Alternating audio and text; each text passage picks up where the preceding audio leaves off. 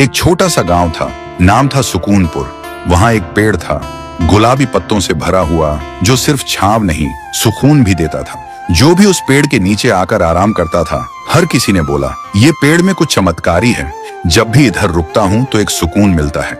उसी गांव में एक बुजुर्ग दादू रहते थे अपने पोते के साथ। उन्हें गांव के सबसे समझदार इंसान माना जाता था। वो दादू अपने छोटे से पोते राजू को हर शाम उस पेड़ के नीचे लाते और कहानियां सुनाते और कहते, बेटा ये पेड़ सिर्फ पेड़ नहीं है, ये हमारा परिवार है। मैंने इसे अपने हाथों से लगाया है और इसने मुझे जिंदगी भर छांव दी है।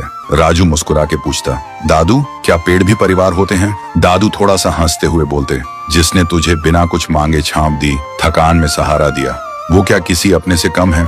तभी पेड़ से पत्तियां गिरने लगती हैं, जैसे वो खुद सुन रहा हो, जैसे उसकी सांसें भी कहानियों में चल रही हो।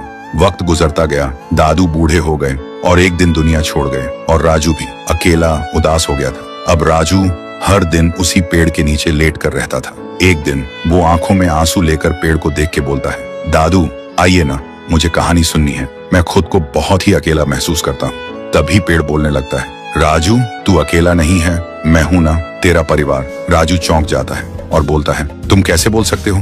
तुम तो पेड़ हो। पेड़ ने धीरे से कहा, तेरे दादू ने मुझे इतना प्यार दिया था, हमेशा मुझे परिवार समझा, और आज तुझे यूं टूटा हुआ देख के मेरी रूह कांप गई। मैं कैसे देख सकता हूँ अपने परिवार को ऐसे तन्हा। उसी दिन से राजू फिर से मुस्कुराने लगा था, क्योंकि अब वो अकेला नहीं था, उसके साथ उसका पेड़, उसका परिवार था। वक्त गुजरता गया, राजू बड़ा हुआ और एक दिन शहर चला गया। गांव की जमीन बिक गई और एक दिन उसी पेड़ को भी काटने का वक्त आ गया। जब पेड़ गिरा, ऐसा लगा जैसे कोई दिल टूट गया हो, जैसे कहानी अधूरी रह गई हो।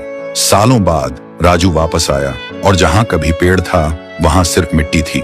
देखते ही उसके आंसू बहने लगे। उसने धीरे से कहा, दादू आपने कहा था ये पेड़ मेरा परिवार है, लेकिन मैंने ही इसे छोड़ दिया था। आज मुझे दुनिया की सबसे बड़ी धूप में छांव चाहिए, पर मेरे पास कोई नहीं है। आप नहीं हो, और जिसे परिवार बोला वो पेड़ भी नहीं रहा। राजू फिर से अकेला हो गया, लेकिन तभी जमीन की मिट्टी में से आवाज आई, राजू मत रो, मैं हूं ना, तेरा पेड़, तेरा परिवार। तुझसे दादू की हर कहानी सुनी, तेरे हंसने की गूंज मेरे तन में अब भी घूमती है। मैं गया नहीं हूँ, मैं तेरे साथ हूँ। जब तक तू मुझे याद रखेगा, मैं तेरे साथ जीता रहूंगा।